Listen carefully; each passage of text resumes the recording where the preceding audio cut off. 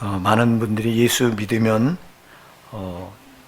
잘 돼야 되고 어려움도 없어야 되고 형통해야 된다고 이렇게 생각합니다.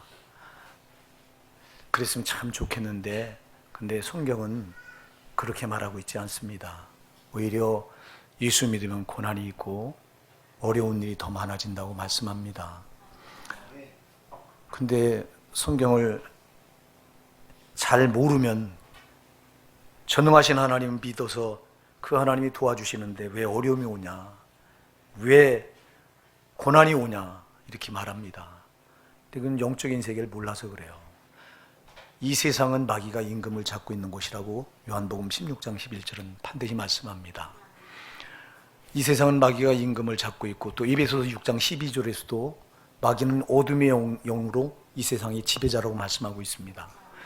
그래서 이 어둠의 세상 주관자라고 말하고 있는데요, 그러면 이 세상을 마귀가 권세를 잡고 다 영향력이 안 미치는 곳이 없는데, 그럼 마귀와 우리 예수 믿는 성도는 원수 관계거든요. 이게 원수 관계. 본래 우리가 예수님을 믿지 않았을 때 우리는 마귀에게 속해 있었어요. 그래서 우리는 어둠의 자식이었는데, 근데 예수 그리스도가 피 흘려서 피로 값주고 마귀 손에서 우리를 사주시고 이때부터 우리를 하나님의 자녀 삼아 주셨습니다. 그래서 여러분들이 예수를 확실하게 영접해서 성령으로 영접해서 하나님의 자녀가 됐다면 여러분들은 이제 마귀와 전혀 상관없는 하나님의 자녀가 된 것입니다. 그전에는 우리가 죄로 살면서 마귀의 자녀였지만 이젠 예수가 피로 값주고 사셔서 구별해서 교회로 불러내서 딱 이제 하나님 자녀 되게 하는 이때부터는 마귀와 우리는 원수가 된 거예요. 그럼 원수는 만나면 죽여야 되는 관계잖아요. 그러니까 원수인 마귀가 세상 권세를 잡고 어떻게든 우리 성도를 이 땅에서 안 되게 하려고 하고 핍박을 주려고 하고 시련을 주려고 하고 고난을 주려고 하고 이런 일이 벌어지는 거예요. 그러면요, 우리 하나님은 왜 그걸 방치하느냐? 여러분, 요한복음 18장 36절에서 우리 예수님이 내 나라는 이 세상에 속한 것이 아니니라. 내가 세상에 속한 것 같이 속하지 않은 것 같이 너희도 세상에 속하지 아니하였느니라. 우리도 세상에 속한 자가 아니에요.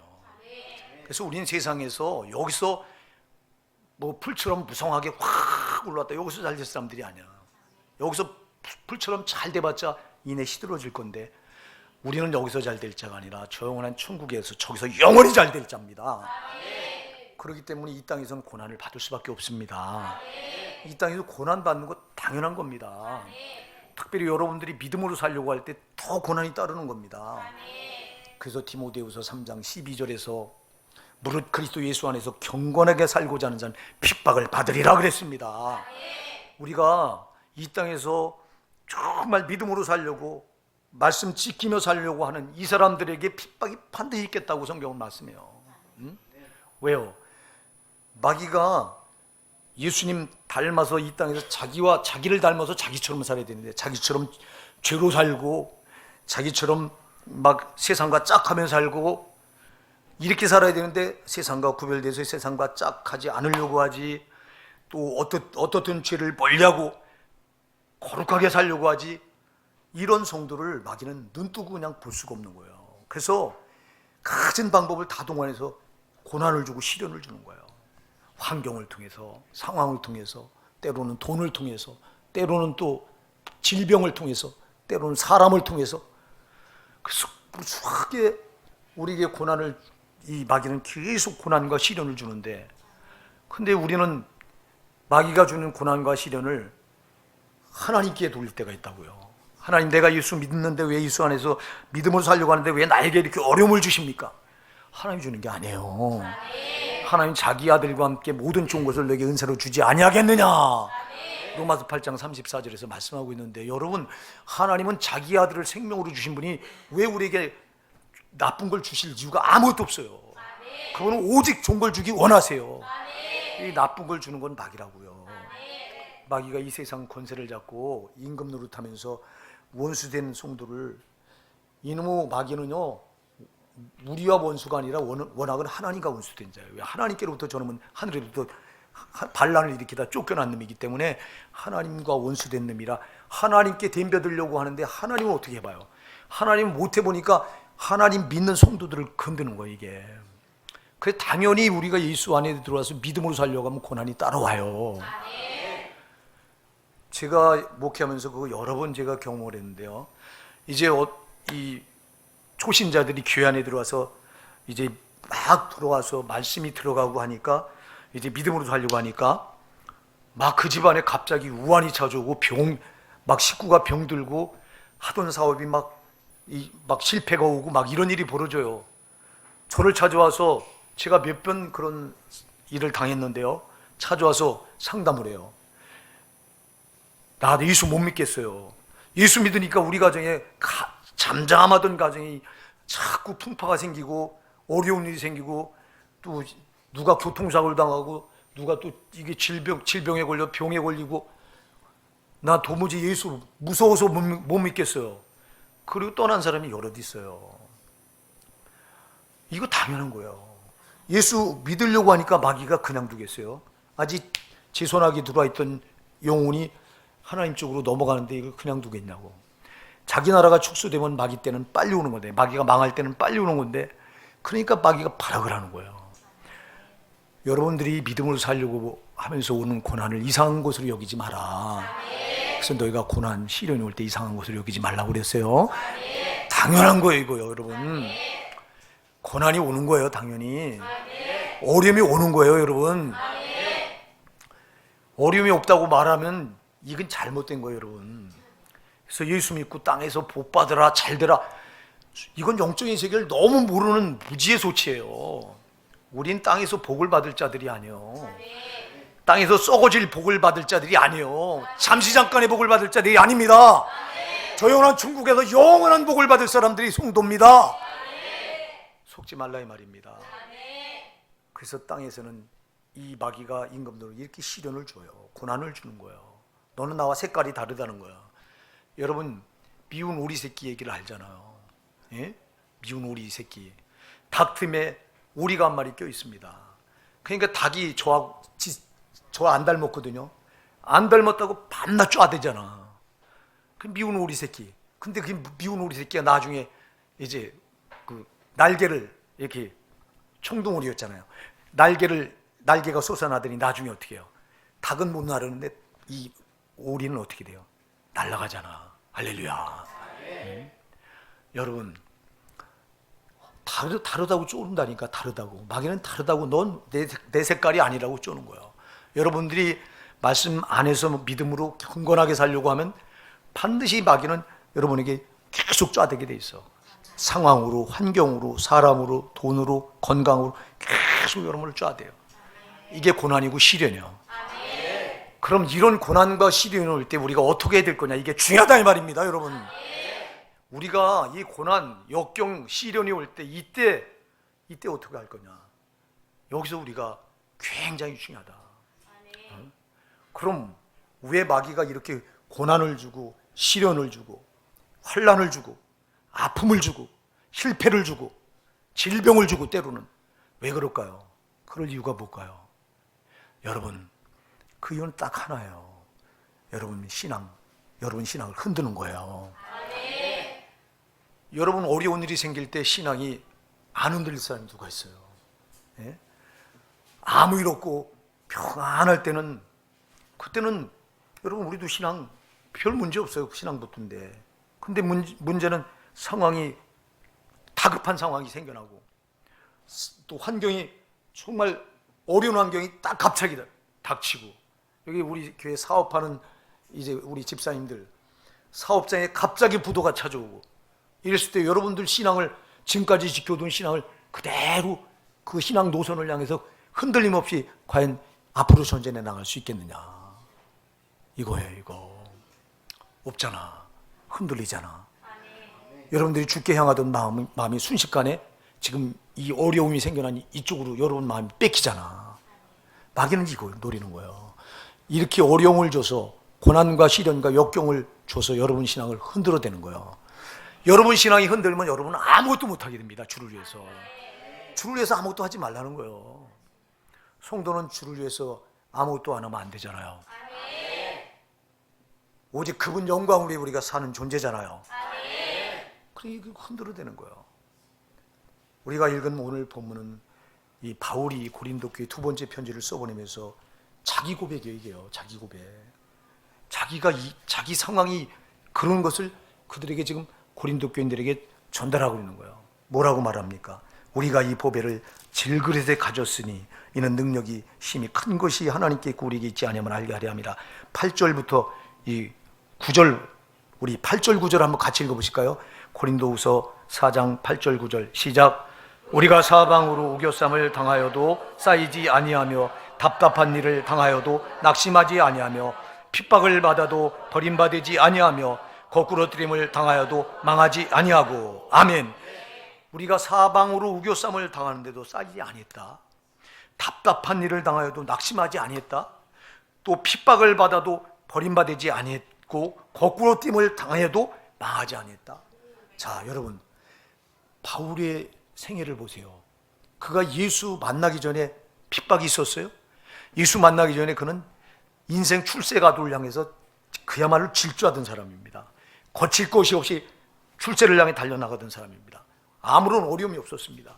근데 그가 다메섹 도상에서 부활하신 예수가 강권적으로 그를 만나주셨을 때 그가 그 빛 앞에 부활하신 예수님 빛으로 만나잖아요. 그 빛 앞에 고꾸러져서 3일 동안 식음을 좀 펴고 눈도 뜨지 못해서 3일 동안 아무것도 못 보고 먹지도 못하고 그랬을 때 그때 예수님께서 아나니아라고 하는 사람을 보내서 그 머리 안수해서 눈을 뜨게 하고 이때부터 그가 예수를 만나고 나서부터 이때 삶은 완전히 뒤틀린 삶이 됩니다. 형통하고 잘 나가던 삶이 예수 만나고 나서부터 하루아침에 그 인생이 정말 뒤죽박죽 되는 삶이 됩니다. 고난과 시련과 역경과 핍박이 따르는데 이건 감당하지 못할 어려움입니다. 이가 예수 만나고 나서 한 일은 자기 같은 죄인이 구원받고 보니 너무 많은 죄인들이 지옥으로 떨어진 게 보이니까 저들을 살려야 되겠다. 이 일념 하나 가지고 그가 이제 복음 전도를 합니다. 오직 영혼을 구원하고자 하는 일에 자기 생명을 내걸고 그 사역에 전념합니다. 근데 그 사역을 전념하는 그 앞길마다 얼마나 많은 핍박과 고난과 시련이 찾아옵니까? 얼마나 극심한 시련이 찾아오니 죽도록 매를 맞을 뻔했다고, 죽도록 그 매를 맞은 적이 9번이나 했다고 자기 입으로 고린도서 11장에서 고백을 해요.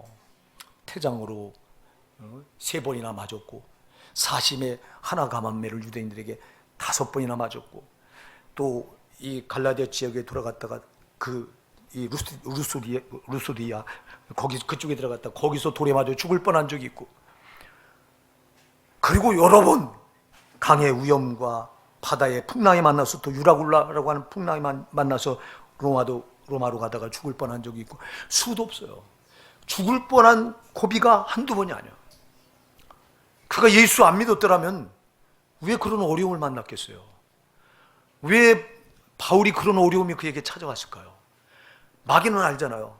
이 바울이라고 하는 이 사람 하나를 제거시키면 얼마나 많은 영혼들이 예수를 안 믿게 되고 지옥으로 보낼 수 있는가를 아는데 바울이라고 하는 자가 어느 날 갑자기 등장해서 성령께 붙들려 그가 복음을 전하기 시작하는데 아시아 지역에 또 유럽 지역에 복음을 전하면서 수많은 영혼들이 자기 손아귀에 마귀의 자녀가 되어 있던 그 자들을 복음으로 말씀을 전해서 그들을 거기서 손아귀에서 끄집어내서 하나님의 자녀로 만드는 이 사역을 강력하게 해나가니까 이걸 그냥 두면 안 되겠구나.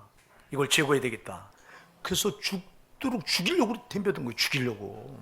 유대인들을 통해서 5번이나 죽이려고 했고 헬라인들을 통해서 3번 태장을 때려서 또 죽이려고 했고 갈라디아 지역에 들어가서 거기서도 거기서 유대인들한테 맞았어요. 유대인들. 그렇게 죽이려고 이 마귀는 쓸 수 있는 도구가 있다면 다 써서 바울을 제거하려고 했던 거예요. 사람들을 통해서 상황을 통해서 환경을 바다 한가운데도 유라굴로라고 풍랑을 만나게 해서 이제 자연 난물까지 이용합니다. 죽이려고. 그럼 하나님이 지키시잖아요. 사명인다는 하나님이 지키신다 이 말입니다. 여러분이 오늘까지 살아있다고 하는 건 마귀는 여러분을 죽이려고 드는 거예요. 여러분이 예수 영접해서 확실하게 예수를 여러분 심령에 마음에 모셨다면 마귀는 여러분을 죽이려고 해요. 아주 여러분에게 준 고난 시련은 죽이려고 하는 거예요. 그런데 왜 안 죽냐? 성령이 여러분을 지키셔요. 왜 지키냐? 사명이 있기 때문에 지킨다 이 말입니다. 여러분, 여러분이 살아있는 건 사명 때문이에요. 사명 때문에. 그러면 바울에게 요마한 시련이 찾아와요. 뭐 죽을 뻔한 고비 말고도 그는 여러 번 헐벗고 수도 없이 헐벗고 굶주리고 춥고 핍박과 고난과 조롱을 당하고 침뱉음 매맞음을 당하고 왜 그런 어려운 여건과 시련이 계속 이어지느냐? 이건 바울의 믿음을 흔드는 거예요. 너 그 사역 하지 말라는 거예요. 너 지금 복음 전도하지 말라는 거예요. 너 사명 내려놓으라는 거예요. 여러분들이 예수 믿다가 어려움이 찾아오고 환난이 찾아오고 시련이 찾아올 때는 마귀가 여러분을 지금 흔들어대는 거예요. 왜? 흔들어 여러분 신앙 흔들면 여러분 믿음이 흔들리는 순간 여러분이 잘려갔어요. 여러분이 마귀가 환경을 통해서 상황을 통해서 사람을 통해서 돈을 통해서 건강을 통해서 여러분을 흔들어 올 때 여러분 신앙이 흔들거리고 있으면 여러분 믿음은 파손된 거예요. 여러분 성도가 믿음이 파손되면 능력을 다 상실한 거예요. 이걸 알아요. 여러분 마귀가 흔들어댈 때 절대 흔들리지 않고 여러분이 믿음을 굳건하게 붙들면 그때는 여러분이 이기는 거예요. 근데 누가 과연 흔들어대는데 안 흔들 사람이 누가 있느냐고. 그래서 이 목사가 우리 성도들이 고난당하고 어려움 당할 때 그때 여러분들이 흔들리고 막 그러는 거 보면 참 한편으로는 이해가 돼요. 당연하죠. 이게 아픈 지금 현실은 아파요. 마귀가 주는 고난은요 가벼운 고난이 아니에요.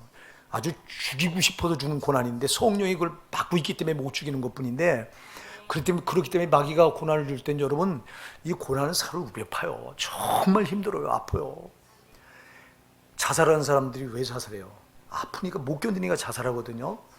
근데 마귀가 고난을 줄 때 꼭 그래요.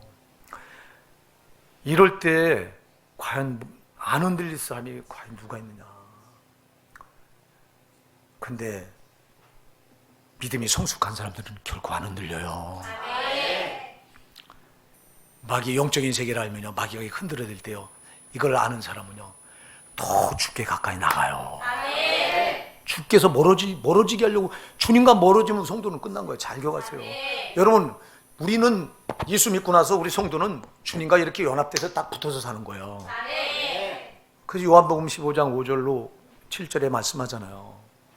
나는 포도나무에 너희는 가지니 저가 내 안에 내가 저 안에 거하면 그 사람은 과실을 많이 맺나니 나를 떠나도 너희가 아무것도 할 수 없습니다. 주님을 떠나서는 아무것도 할 수 없습니다. 주님과 나는 이렇게 하나로 연합된 겁니다. 연합돼야 이기지. 뭘로 이길 거예요? 그런데 마귀는 이 연합을 주님과 연합을 이걸 갈라놓으려고 지금 흔들어대는 거예요. 그러니까 이때 여러분들이 영적인 이 세계에서 마귀의 간교를 알고 여러분들이 흔들어댈 때 주와 멀어지라고 하는 거거든요. 신앙 흔들어서 신앙에서 멀어지라고 하는 거거든요. 그럴 때 여러분들이 더 주께 가까이 나가야 돼요. 이걸 잘했던 사람이 다윗이라 이 말입니다. 다윗.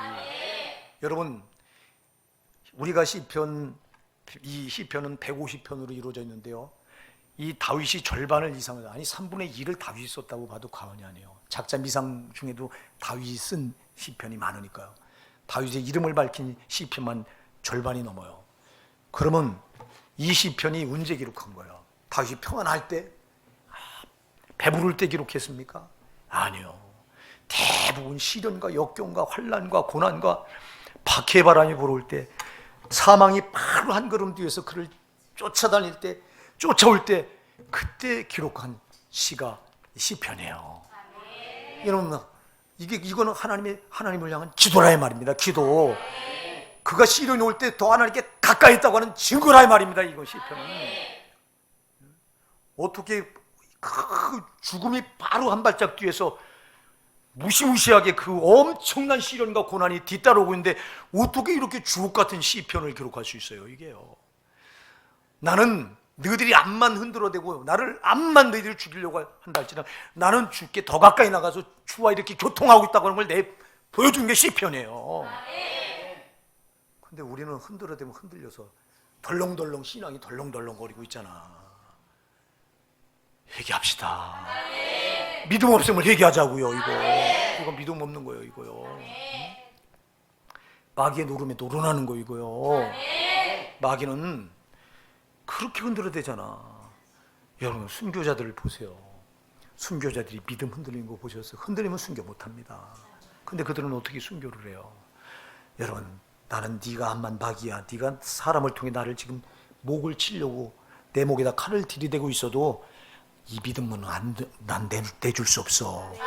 믿음은 흔들릴 수 없어. 내 목숨 가져가. 이게 순교예요. 이게 왜 그럴까요? 믿음 이름 다 잃는 거기 때문에 그런 거예요. 성도는 믿음이 파손되면 거기서 끝나버리는 거기 때문에 그렇다 이 말입니다. 얼마나 무서운 것인지 알아요. 근데 너무 많은 사람들이 믿음이 흔들리면서도 도대체 그걸 몰라. 이거 어쩌면 좋냐고. 오늘 여러분 그냥 이 말씀을 지나치지 마시고요. 지금 나를 돌아보면 조그만 어려운 일에도 많이 흔들렸잖아. 마귀는요 어려움을 줘서도 신앙을 흔들지만요 우리에게 또 평안함을 줘서도 흔들어요. 더 무서운 건요 고난을 줘서 흔드는 신앙, 흔드는 것보다, 마귀가 고난을 줘서 어려움을 줘서 흔드는 것보다 더 무서운 건 나에게 평안함을 줘서 신앙을 완전히 까먹게 하는 거. 이게 더 무서워. 여러분들이 세상 가운데서 아무 어려움이 없을 때, 여러분 어려움이 없으면 인간은 어려움이 없으면 하나님 안 찾게 돼 있어요. 그나마 그래서 마귀가 고난을 주고 시련을 줄 때 하나님이 옆에서 적당한 만큼만 이 손을 대요. 왜? 이걸 완전히 손대지 않고, 왜? 고난을 통해서 하나님 찾으라는 거야. 하나님은 마귀는 고난을 통해서 나를 무너뜨리려고 하지만 성령은 내 옆에서 그 고난을 조절하면서 그 고난을, 적당한 고난을 통해서 너 나를 찾으라는 거야. 근데 우리가 고난이 없으면 하나님 안 찾아요. 평안하면 안 찾아요.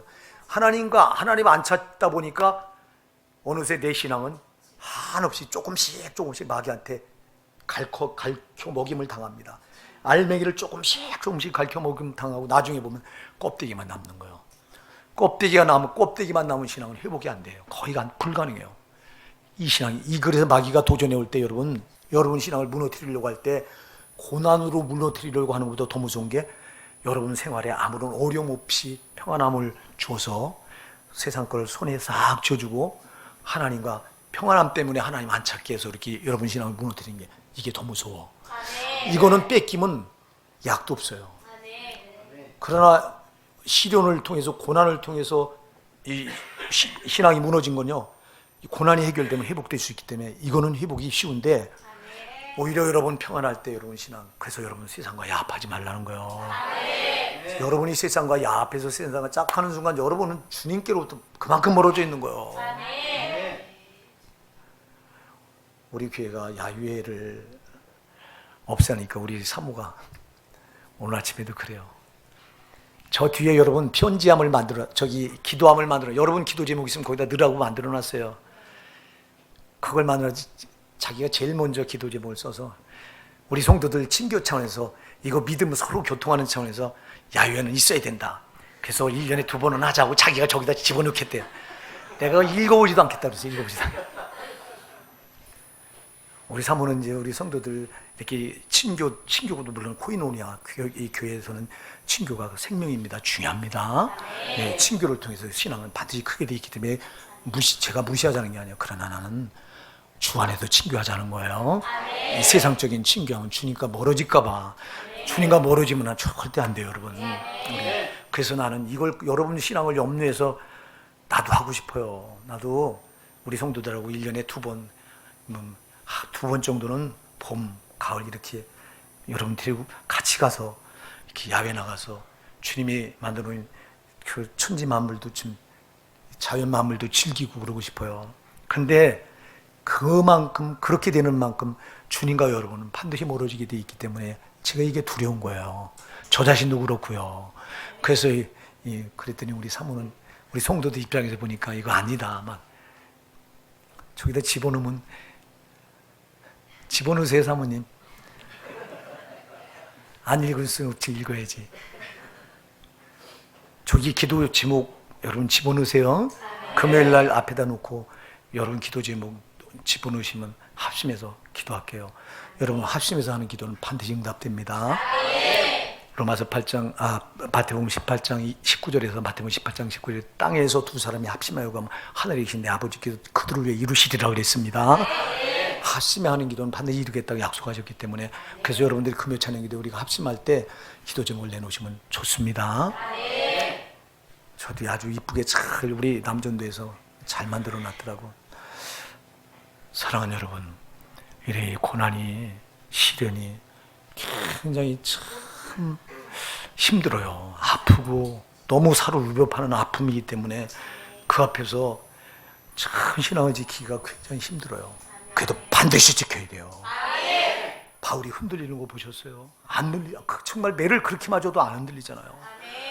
여러분들이 루스드라 거기 가서 바울이 들어가서 복음을 전할 때요, 유대인들이 돌로 던져서 돌더미가 쌓여서 돌더미에 파묻힐 정도로 유대인들이 바울을 향해 돌을 던져서 그 돌더미에 묻혀서 죽었다고 생각했어요. 사람들이 죽었다고 생각하고 갔는데 하나님이 그를 살리셔서 돌더미를 헤치고 나와서 툴툴 떨고 또 들어가서 갈라져주게 또 복음을 전해요. 할렐루야. 여러분, 마귀는 그 어려움을 줘서 너 복음 전하는 거 여기서 멈춰, 포기해. 그래서 그 어려움을 줬는데 포기하잖아. 마귀는 아는 거예요. 바울은 아는 거예요. 영적으로 여기서 포기하면 난 진다는 걸 아는 거예요. 고난 앞에서 포기하면 안 된다고 하는 걸 아는 거예요. 그러니까 그는 어떤 고난, 시련, 역경, 환난 속에서도 절대 신앙이 물러가지 않았어요. 그가 만일 그 환난, 역경, 시련 가운데서 마귀가 그런 시련, 환경, 환난, 핍박을 줄 때 거기서 그가 아유 힘드네, 안 되겠네 하고 거기서 멈췄더라면 저와 여러분은 오늘 구원받을 수 없어요. 포기하지 않았기 때문에 여러분 한 사람을 통해서 누군가가 구원받을 수 있어요.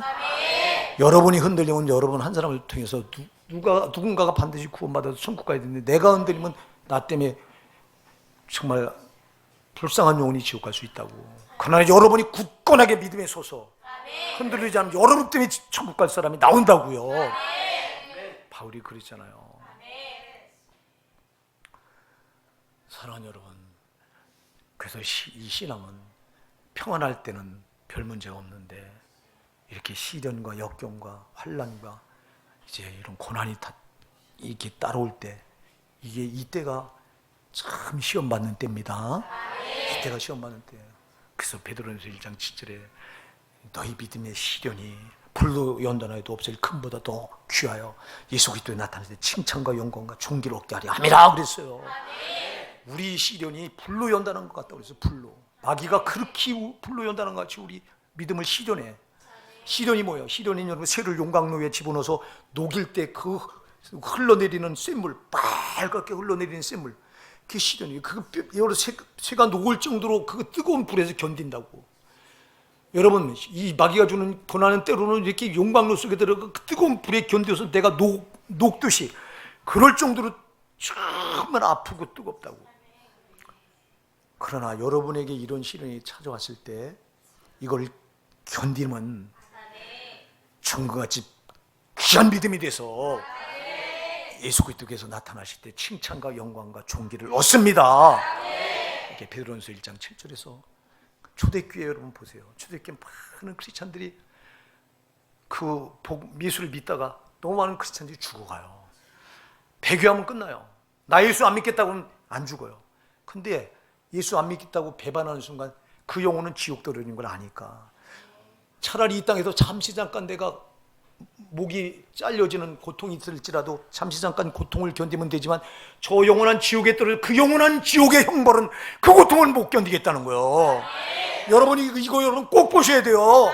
마귀가 주는 고난 앞에 흔들릴 이유가 없는 것은 네가 주는 고난은 잠시 잠깐이지만 내가 믿음을 배반하고 믿음을 파손하고 저 지옥에 떨어져 받아야 될 그 영벌은 영원하기 때문에 난 그 영원한 영벌은 받을 수 없다는 거예요. 그래, 나는 네가 주는 고난 앞에 흔들릴 수 없다는 거예요, 여러분.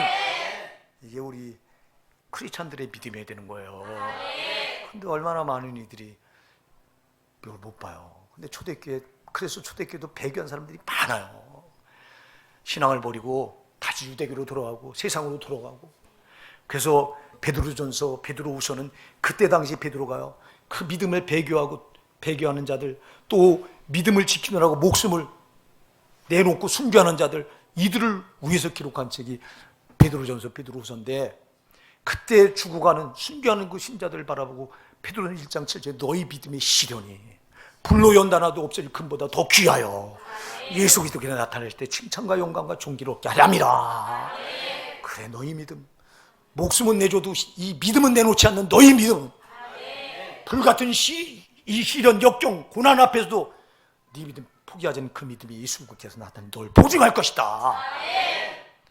여러분, 우리가 심파트 앞에 섰을 때 하나님께서 나를 보증해 천국 가는 거잖아요. 예수가 보증해야 돼요. 그러려면 여러분들이 고난 앞에서 흔들리면 안 돼요. 고난 앞에서 흔들리면 벌써 마귀에게 그냥 순식간에 넘어진 게 되기 때문에 뭘로 보증할 거예요? 고난 앞에서 흔들린 신앙을 뭘로 주님 보증할 수 있어요? 고난 앞에서 굳건히 믿음을 붙들고 흔들리지 않는 신자라야 자신 있게 보증하잖아. 나는 이 자리에 예배드린 여러분이 정말 믿음의 경건 터 위에 서서 조금 더 흔들리지 않길 예수님이 축복해드립니다. 흔들릴 이유가 없어요. 잠시 잠깐 힘들어도 우린 저 영원한 천국, 그 나라를 진동치 않는 나라, 흔들리지 않는 나라라고 그랬어요. 히브리서 12장 28절에 보면 흔들리지 않는 나라를 우리가 받았다. 우리가 진동치 못할 나라라고 그랬어요. 여기 우리 한글 개혁에서는 진동치 못할 나라라고 그랬지만 개혁 개정에서는 흔들리지 않는 나라라고 그랬어요. 우리가 받은 나라 흔들리지 않는 나라예요. 이 세상은 흔들린 나라야. 다 흔들어 댄다고 흔들리지 마세요. 흔들리지 않은 저 나라를 우리가 기업으로 받았기에 우리가 흔들릴 이유가 아무것도 없어요, 여러분. 마귀야, 네가 흔들어 봐라. 네가 그래서 고난이 올 때 여러분 마귀에게 아주 선포를 하세요. 마귀야, 네가 암만 흔들어도 나는 안 들으려. 우리 교회 귀하게 신앙이 성장한 누구라고 이름 대면 여러분 안 돼. 내가 그분 또 마귀가 탁 집사들 넘어뜨려. 처음에 많이 흔들려서 목사 마음을 무지하게 힘들게 하던 한 가정이 있어. 한 가정. 근데 지금은요, 지금 엄청나게 힘든 일이 있는데도 안 흔들려. 난 그걸 보면서 너무너무 감사해요. 신앙은 그렇게 여러분 계속 성장해 나가야 되는 거예요. 성장하는 신앙이, 그 신앙이 하나님 지지하는 신앙이요. 어제도 똑같고 오늘도 똑같고. 그렇다면 여러분 이 신앙은 정말 마귀는 그렇게 만들려고 하는 거예요. 우리 신앙 발목을 딱 붙들어매고 한 발짝도 앞으로 못 나가도록. 그래서 너는 밤낮 요거 너는 여기만 요렇게 만드는 게 마귀니까 속지 마시고요. 마귀가 발목을 잡아내려고 할 때마다 뿌리치고요. 흔들면 흔들수록 더 감사으로 죽게 나가고요. 아, 주가 나를 지지하고 계시구나. 고난이 큰 만큼 하나님이 그를 붙들고 계시다는 표예요, 여러분. 하나님이 그를 쓰시겠다는 표예요. 그러니까 바울이 왜 그렇게 엄청난 고난과 시련을 그렇게 받았어요? 하나님이 그를 붙들어 쓰니까 못 쓰게 하려고 만든 거잖아요, 이렇게 마귀가. 그런데도 전혀 안 흔들리니까 대책이 없는. 마귀는 제일 두려워하는 신자가 누군지 아세요? 암만 고난을 주고 시련을 주고 핍박을 줘도 안 흔들리 신자는 꼼짝 못해요, 마귀가. 제일 두려워하는 거예요, 마귀가. 근데 누구를 가장 만만하게 보는지 아십니까? 흔들면 흔들어대는 다 흔들린 사람. 저쪽으로 바람을 불면 저쪽으로 휙 날아가고, 이쪽으로 불면 이쪽으로 휙 날아가고, 대책 없이 흔들리는 이런 신자들. 이건 하나님이, 이건 마귀가 아주 바보로 봐요, 바보로. 여러분, 마귀가 바보로 보면 안 되잖아. 마귀가 우리를 볼 때 두려워 떨어야 되잖아요. 여러분을 보고 두려워 떠는 믿음, 흔들리지 않는 믿음이에요. 그래, 바울을 보고 마귀가 얼마나 기겁을 했겠어요. 별짓을 다 해도 죽이려고 해도 안 되지. 또 굶주리게 해도 안 되지. 헐벗고 옷을 못 입게 해도 안 되지. 별 방법을 다 하는데도 꼼짝달싹 안 하고 그가 맡겨준 사명 요동도 안 하고 계속해서 앞을 향해 전진해 나가니 그런 바울을 통해서 하나님은 자기의 복음을 전 세계에 이렇게 확장시킨 거잖아요. 나는 흔들리지 않는 여러분 되기 바랍니다. 흔들리지 않으면 하나님이 여러분을 값지게 쓰실 수 있어요. 흔들리면 쓸래야 쓸 수가 없는 거예요. 하나님. 어디다가 이거 어디다 써 흔들리는데 밤낮. 여러분 믿음은 이게 기준이고 중심이라 이 믿음은 흔들리면 안 되는 거예요. 자, 성도는 믿음이 흔들리면 다른 게 다 흔들리는 거예요. 그래서 성도는 믿음만 안 흔들리면 여러분 가정에 파탄이 오건 가정에 어려움이 오건 사업에 어려움이 오건 주변에서 사람이 뭐라고 모함을 하건 내 신앙이 딱 죽게 고정돼서 말씀에 딱 뿌리 내려서 흔들리지만 않으면 여러분은 아무것도 안 잃어버린 거예요. 근데 다른 건 괜찮아. 집안도 편안하고 사업도 잘 되고 또 누군가 날 모함하는 사람도 없고 근데 신앙은 흔들흔들거려. 이거는 굉장히 위험한 거예요. 성도는 믿음이 기준이요 이게 중심이에요. 기준이 흔들리면 여러분 다 흔들린 거잖아. 안 돼요? 그러니까 마귀가 어려움을 줄 때 이 믿음 흔드는 거예요. 이거 야 움직여 흔들려. 너 이쪽으로 내가 이쪽으로 상황을 몰았잖아. 너 이쪽으로 가. 야 이놈아 네가 암만 그래도 난 여기야 내 자리는. 꼼짝달싹 안 해야 마귀가 두려워 떨고 하나님 그를 자유하게 쓰시는데 근데 밤낮 흔들리니 못에다 써 이거. 이건 여러분 저 자신을 대해서 또 말하는 거예요. 제가 얼마나 많이 흔들렸습니까? 지금은 제가 안 흔들려고 정말 하나님 앞에 기도하면서 지금은 거의 안 흔들리지만 그전에 저도 엄청나게 흔들렸잖아요. 왜? 우리 교회가 성장하지 않는 것 때문에 제일 여러분 목사의 아픔은요 교회가 성장하지 않을 때 이거는 목사님은 몰라요. 아무도. 목사의 가장 큰 아픔은 교회가 성장하지 않는 거에 아픔이에요. 왜? 내가 성도가 많이 들어와서 그들이 내는 헌금 가지고 내가 좋은 차 타고 좋은 집에 살고 이러려고? 아니에요. 진짜 목사는요 우리 교회에 많은 영혼들이 와서 그 지옥 갈 영혼들이 우리 교회에 들어와서 천국으로 인도 받아야 된다고 하니 이것 때문에. 여러분 그렇잖아요. 세상에 얼마나 많은 영혼들이 지금 지옥으로 달려가고 있어요. 지옥으로. 이 중화동에도 얼마나 많은 영혼들이 마귀한테 꼭 붙들려서 죄에 묶여서 지금 지옥불로 그냥 끌려 들어가고 있냐고. 이거 건져내야 되잖아. 예수님은 자기가 십자가에서 흘린 피가 헛되지 않아서 정말 이 피를 교회를 통해서 운반돼서 교회가 이걸 갖다 퍼날려서 수많은 영혼들을 교회 안에 들어와서 살리길 원하시는데 그래서 지금도 성령으로서 이 역사를 멈추지 않으시는데 문제는 우리가 이걸 수종들어 들이지 못하니까 교회가 성장하지 못하잖아. 그래 이것 때문에 가슴이 아픈 거예요. 목사는. 그래서 우리 교회가 성장하지 않을 때 여러분 정말 좀 무척 흔들렸어요. 망우리에서 개척했을 때 그때 애들만 쭉 모일 때 애들만 와. 그 지압 아주 깊은 지하라 냄새가 나니까 한 번 와서 예배드리고 우리는 오지도 않아. 애들은 철이 없으니까 막 가방 덜렁덜렁 친구가 가자고 그래 오고 그래서 애들이 그때 여러분 끝에 옮길 때쯤 내가 한 70명 차요. 애들이 그 30평도 안 되는데 거기다 절반은 또 3분의 1은 사택을 만들어서 사택 쓰고 3분의 2 30평도 안 되는 그 성전. 그런데 거기 70명 꽉 차니까 옮기자고 그래서 옮긴 건데 그때 잘못 옮겼지. 기도도 안 해보고 멋대로 한이 차니까 이제 나는 야 이제 되나보다. 이제는 우리 교회를 성장시키려면 하나님이 교회 예배당 큰 거짜리 예배당 큰 거 들려고 여기만 마음 뺏기다가 예배당 큰 거 결국 얻어서 87평짜리 4층 저기 바로 저 건네 지금 망우리에서 안 옮겼어야 되는데 이쪽으로 옮겨가지고 우리 교회가 그때부터 이게 찌들을.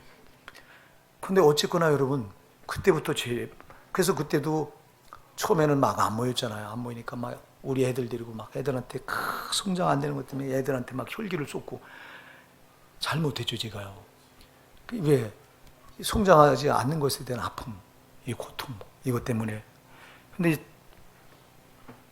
이렇게 이 작은 고통, 이런 것도 이렇게 우리가 흔들리는데, 그러니 여러분 우리가 신앙생활하다가 정말 큰 어려움을 만나면 어찌 안 흔들릴 수 있겠어요?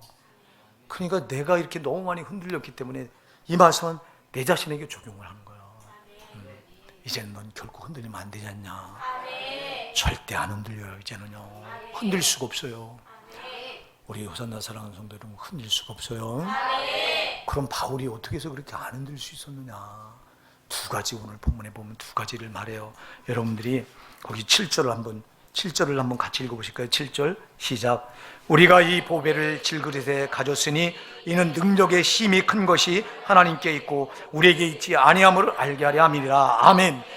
우리가 사방으로 우겨쌈을 당하여도 쌓이지 아니하고 답답한 일을 당하여도 낙심하지 아니하고 핍박을 받아도 버림받지 아니하고 거꾸로 팀을 당하여도 망하지 아니할 수 있었던 이유가, 마귀가 별걸 다 가지고 나를 이렇게 넘어뜨리려고 해도 내가 결코 넘어지지 않을 수, 흔들리지 않을 수 있던 이유가 바로 7절 때문에 그렇다는 거예요. 우리가 이 보배를 질그릇에 가졌으니, 할렐루야, 나는 질그릇이라 깨질 수밖에 없다는 거예요. 나는 환난의 바람이 나를 몰아칠 때 나는 질그릇이기에 깨질 수밖에 없다는 거예요. 핍박이 나를 정말 몰려올 때 나는 질그릇까지 연약해서 깨질 수밖에 없다는 거예요. 근데 중요한 건 질그릇 같은 데 안에 보배인 예수를 담았다는 거예요. 여러분, 예수 때문에 안 넘어져야 되는 거예요. 나는 넘어질 수밖에 없어요. 나는 쓰러질 수밖에 없어요. 나는 역경 앞에, 시련 앞에 나는 견딜 수 없어서 쓰러질 수밖에 없어요. 그러나 내 안에 들어오신 그분 예수님은 창조주예요. 우주 만물의 주인이세요. 그분은 나를 꼭 붙들고 그분이 나를 붙들면 안 넘어져요. 그러니까 여러분들이 환난 핍박의 바람을 불 때 여러분 힘으로 이겨내려고 하지 말고 내 안에 보배가 되신 예수, 그 예수를 앞에 내세우세요. 예수가 답이에요. 여러분, 우리가 신앙은 처음부터 끝까지가 예수 아니면 안 돼요. 그분 때문에 내가 지옥에서 구원받을 수 있었고, 그분 때문에 마귀가 이렇게 흔들어, 마귀가 우리를 구원해 놓고도 예수님은 피 흘려서 십자가에 자기 피 흘리고 살 찢겨서 우리 죄를 대신 다 담당하고 우리를 구원해 놓으셨지만, 문제는 마귀가, 이 세상 임금인 마귀가 또 우리 신앙을 흔들어 파손시키려고, 믿음을 파손시키려고 하는데, 여기 파손당하면 또 우리는 구원을 잃어버리는 거예요. 아멘. 구원 잃어버리지 않는다고 하는 헛소리에 속지 마시기 바랍니다. 구원은 반드시 잃어버려요. 마귀가 노리고 있기 때문에. 여러분, 마귀가 제일 한국교회 퍼뜨리는 구원은 한 번 받으면 안 잃어버려요. 이건 마귀 아주 최고의 아주 가장 무서운 무기예요. 여기에 걸려도 얼마나 많은 신자들이 안심하고 신앙을 붙들어 지옥 가는지 몰라요. 믿음이 파손되면 소용없어요. 그 흔들어대는 건 믿음 파손시키려고 하는 거니까. 그래서 여러분들이 이 믿음이 파손되지 않을 수 있는 유일한 능력도 예수밖에 없잖아요. 내가 지옥에서 구원받은 것도 예수. 그렇게 이 마귀가 내 믿음, 구원받은 믿음을 그렇게 또 파손시켜서 무너뜨리려고 할 때도 이거를 이기게 하시는 분도 예수. 질그릇 같은 나는 무너지지만 내 안에 보배 되시는 그 예수는 절대 무너지지 않는다. 그건 영원한 승리자다. 그 여러분이 그 예수를 내 안에 모시고 뭐 때문에 여러분들이 흔들립니까? 흔들 이유가 없잖아. 그래서 우리 예수님은 요한복음 16장 33절에서 너희가 세상에서 환난을 당하나 담대하라, 내가 세상을 이겼노라. 너희가 세상에는 환난을 당한다. 그러나 담대하라. 흔들리지 말라는 거예요. 왜? 내가 세상을 이겼다. 내가 이겼으니 세상을 이긴 나를 네가 보배로 네 안에 가지고 있지 않냐? 근데 왜 흔들려 우리가? 여러분들이 흔들린다면 예수가 없다는 반증이에요. 잘 기억하셔야 돼요. 예수가 여러분의 생명이 되지 않고 있다고는 반증이고, 예수가 여러분의 능력이 되지 않고 있다고는 반증이에요. 흔들리면. 그러나 여러분 흔들리지 않으면 예수가 나의 능력이요, 그가 나의 승리자요, 이걸 그대로 증거하는 거예요. 나타내 보이는 거예요. 그래, 밤낮 흔들리니 이 진자가 돼서 어디로 가? 이거 진자는 여러분 천국 못 들어가요. 이긴 자라에 들어가요. 요한계시록 3장 5절은 이거 아주 분명히 얘기하고 있잖아. 아주 흔들리지 않으면 이긴 자요. 그러니까 여러분, 고난이 올 때 마귀를 향해 조롱하세요. 마귀야, 까불지 마라. 네가 암만 돈으로 흔들어대고 사람을 통해 흔들어대고 또 환경을 통해 흔들어대고 상황을 통해 흔들어대도 나는 내 안에 보배이신 예수 그리스도가 계시다. 그분이 이기게 하신다. 그분은 이기게 하시는 분이 지는 분이 아니에요. 우리 하나님이 지는 거 보셨어요? 우리 하나님 승리자라고요. 그분을 우리가 보배로 모시고 계신데, 그 바울이 자기 힘 같았으면 어떻게 이 엄청난 시련 역경을 이겨내요? 그래서 내 질글 같은 내 안에 보배가 되신 예수를 담았다는 거예요. 그러니 이는 능력의 힘이 큰 것이 하나님께 있고 우리에게 있지 않음을 알게 하려 합니다. 우리에게는 이 능력이 없다. 내 안에 보배로 모신 예수에게서 이 능력이 나온다. 여러분, 예수를 모시고 있으면 그 능력이 내게 돼야 되잖아. 그러니까 여러분이 예수를 보배로 정말 능력으로 모시고 있다는 반증은 결코 흔들리지 않는 거예요. 그래서 신앙의 가장 나쁜 게 흔들리는 거예요. 흔들리면 이 사람은 해볼 수가 없는 거예요. 여러분이 지금 얼마나 많이 흔들렸어요. 저도 그랬고, 저도 아까 고백했잖아요. 사역해 오면서 제가 흔들리는 건 수도 셀 수가 없어요. 조그만 어려움이 흔들렸고, 그때는 말씀이 두려운 줄 모를 때예요. 그러나 지금은 아니에요. 지금 말씀이 두려운 줄 아니까, 내가 말씀대로 안 하면 내가 죽는 걸 아니까 아무리 흔들어도 절대 안 흔들려. 이제는 흔들릴 수가 없어. 흔들리면 목사의 믿음이 파손되면, 목사가 믿음 파손해놓고 여러분을 어떻게 섬길 수 있어요? 내 믿음이 파손된 목사가 어떻게 하나님의 귀한 양들을 섬길 수 있냐고. 내가 믿음이 큰 거네 여러분을 섬길 수 있잖아. 그러니까 여러분들 기도가 많이 필요합니다. 여러분들 기도해 주셔야 저도 견뎌내요. 제 힘으로 못하잖아. 성령이 도우시지 않으면 안 되잖아요. 우리 역사나 사랑하는 성도 여러분, 또 하나 여기 이제 10절, 11절 이 두 절, 바울이 이것 때문에 자기가 그렇게 우겨쌈을 당해도 우겨쌈을 당하지 않았다. 거꾸로팀을 당해도 망하지 않았다. 이렇게 고백하는데 10절로 11절 우리 또 한번 읽어보시자고요. 시작. 우리가 항상 예수 죽인 것을 몸에 짊어짐은 예수의 생명도 우리 몸에 나타나게 하려 함이라. 우리 산자가 항상 예수를 위하여 죽음에 넘기움은 예수의 생명이 또한 우리 죽을 육체에 나타나게 하려 함이니라. 아멘. 이길 수 있는 비결이 이거라는 거예요. 자, 예수를 내 안에 보배로 모셨어도요, 잘 기억하세요. 이분이 능력이 되게 하려면 여러분, 내가 죽어야 된다는 거예요. 그래서 우리가 항상 예수 죽인 것을 몸에 짊은, 자, 예수가 십자가 죽인 것을 몸에 짊어졌다. 예수의 생명도 우리 몸에 나타나게 하랍니다. 우리 산자가 항상 예수를 해서 죽음에 넘기고, 내 살아있는 내가 항상 예수 어디에 넘겨져요? 죽음에 넘겨진다. 나는 날마다 죽는다. 그래서 고린도전서 15장 31절에 바울이 나는 날마다 죽노라 그랬어요. 내가 죽어야 보배 되신 예수가 나타나서 그 능력으로 이길 수 있는데, 보배 되신 예수를 내가 모시고 있어도 밤낮 내가 살아서 내가 내 주장을 하니 예수가 어떻게 능력으로 나타날 수 있어? 내가 죽어야 그분이 드러나지. 내가 사니까, 내가 살아서 혈기가 살고 자아가 살고 고집이 살고 내 자존심이 살아있으니 그분이 어떻게 드러나냐고. 내가 싹 죽어야 그분이 드러나니까 그분이 능력이 되지. 밤낮 내가 드러나니까 내가 능력이 되는 거예요. 질그릇 같은 내 능력이 무엇을 할 수 있어요? 아무것도 못하지. 우리 오사나 사랑하는 성도 여러분, 여러분 존귀한 자예요. 예수를 여러분 마음에 보배로 모시고 있어요. 오늘 여러분 정말 예수가 나 때문에 십자가에서 피 흘려 내 죄값을 대신 다 담당하신 걸 마음에 믿으면 여러분은 예수를 보배로 가진 거예요. 누구나 가진 거예요, 여러분. 목사만 갖는 게 아니고 특별한 사람만 갖는 게 아니라 예수가 내 죄 때문에 내 죄값을 다 짊어지고 십자가에서 피 흘러 그 죄를 다 처리해 줬다. 믿으시기 바랍니다. 그걸 여러분 믿으면 예수는 바로 내 안에 보배로 들어와 계신 거예요. 그럼 이 보배가 능력이 되기 위해서는 내가 죽어야 돼요. 나를 십자가에 못 박아야 돼요.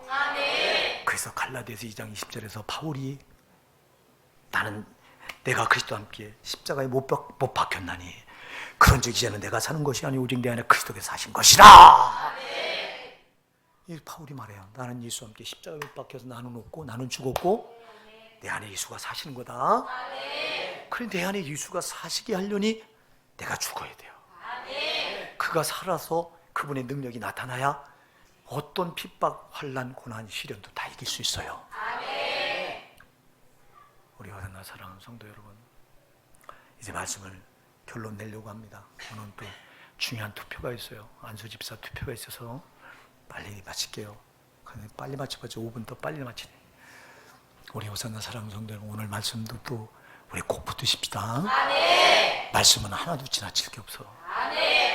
말씀 꼭 붙들고 천국까지 가는 거예요.